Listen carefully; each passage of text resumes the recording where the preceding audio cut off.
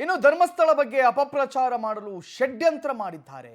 ವಿದೇಶಗಳಿಂದ ಇವರಿಗೆಲ್ಲ ಹಣ ಬಂದಿದೆ ಅಂತ ಹೇಳಿ ಹಿಂದೂ ಪರ ಹೋರಾಟಗಾರ ತೇಜಸ್ ಗೌಡ ದೂರು ನೀಡಿದ್ದಾರೆ. ಏನಂತ? ವಿದೇಶಗಳಿಂದ ಇವರಿಗೆಲ್ಲ ಹಣ ಬಂದಿದೆ. ಎಸ್, ಬಂದಿರಬಹುದು. ಹಿಂದೂ ಪರ ಹೋರಾಟಗಾರ ತೇಜಸ್ ಗೌಡ ಈ ರೀತಿಯಲ್ಲಿ ದೂರು ನೀಡಿದ್ದಾರೆ. ಎಐನಲ್ಲಿ 5 ನಿಮಿಷ ವಿಡಿಯೋ ಮಾಡಲು ಲಕ್ಷ ಹಣ ಬೇಕು. ಹೌದು ಸತ್ಯ. 30 ನಿಮಿಷ ವಿಡಿಯೋ ಮಾಡಲು ಇವನಿಗೆ ಹಣ ಎಲ್ಲಿಂದ ಬಂತು? Exactly, nice question. ಹಣಕ್ಕಾಗಿ ಬೆಟ್ಟಿಂಗ್ ಆಪ್ ಪ್ರಮೋಟ್ ಮಾಡ್ತಿದ್ದ ಎಂದು ಆರೋಪ ಮಾಡಿದ್ದಾರೆ. ಹಣಕ್ಕಾಗಿ ಕೊಟ್ಟು ಟ್ರೋಲ್ ಪೇಜ್ಗಳನ್ನ ಪ್ರಮೋಟ್ ಮಾಡಿದ್ದಾನೆ ಈತ. ಇವನಿಗೆ ಇಷ್ಟೆಲ್ಲ ಹಣ ಎಲ್ಲಿಂದ ಬಂತು?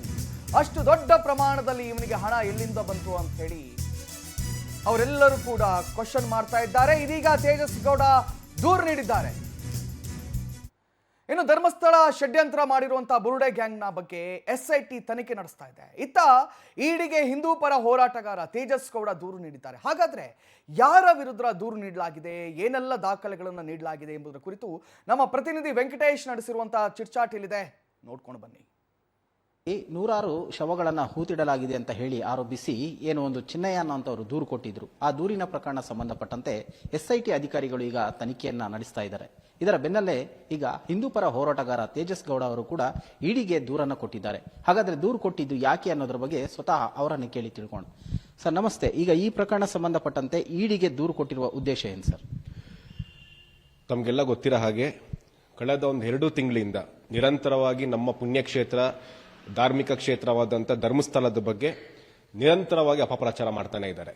ಅದರಲ್ಲೂ ವಿಶೇಷವಾಗಿ ಪವರ್ ಟಿವಿ ಧರ್ಮಸ್ಥಳದ ಬಗ್ಗೆ ಅಪಪ್ರಚಾರ ಶುರು ಆದಾಗಿಂದನೂ ಇದು ಸುಳ್ಳು ಅಂತ ಪವರ್ ಟಿವಿ ನಿರಂತರವಾಗಿ ಅವರ ಏನು ಪ್ಲಾನ್ ಇತ್ತು ಒಂದೊಂದೇ ಸುಳ್ಳು ಅಂತ ಪವರ್ ಟಿವಿಯವರು ಬೆಳಗಿದ್ದಾರೆ.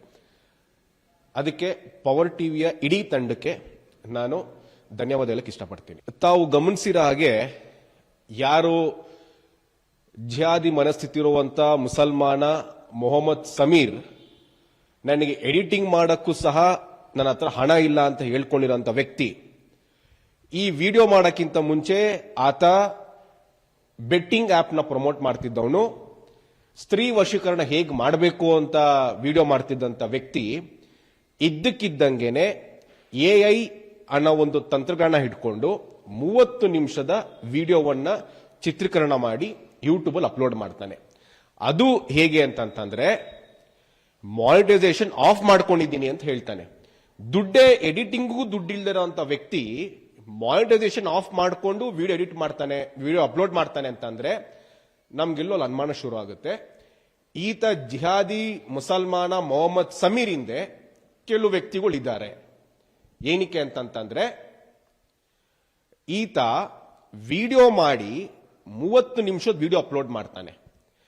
ಕೇವಲ 5 ನಿಮಿಷಕ್ಕೇನೆ 30 ನಿಮಿಷದ ಇರುವಂತ ಒಂದು ವಿಡಿಯೋ 5 ನಿಮಿಷಕ್ಕೇನೆ ಟ್ರೋಲ್ ಪೇಜ್ ಅಲ್ಲಿ ಈತನ ಬಗ್ಗೆ ಹೊಗಳುವಂತ ಕೆಲಸಗಳಾಗುತ್ತೆ.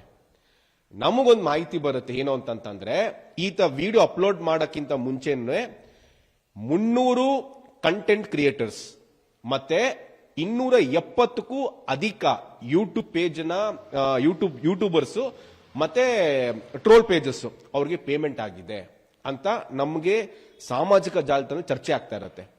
ಎಲ್ಲ ಒಂದ್ ಕಡೆ ಇವರಿಗೆ ಪೇಮೆಂಟ್ ಮಾಡಿರೋರು ಯಾರು? ಇದರ ಉದ್ದೇಶ ಏನಿದೆ?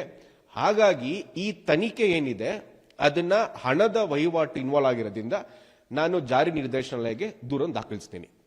ಏನು ಅಂತಂದ್ರೆ ಈ ಸಾಮಾಜಿಕ ಜಾಲತಾಣದಲ್ಲಿ ಮತ್ತೆ ಕೆಲವೊಂದು ಇದ್ರಲ್ಲಿ ಚರ್ಚೆ ಆಗ್ತಿದೆ, ದುಡ್ಡು ಇನ್ವಾಲ್ವ್ಮೆಂಟ್ ಆಗಿದೆ ಅಂತ. ದಯವಿಟ್ಟು ತಾವು ಇದನ್ನ ಕೂಲಂಕುಷವಾಗಿ ತನಿಖೆ ಮಾಡಬೇಕು.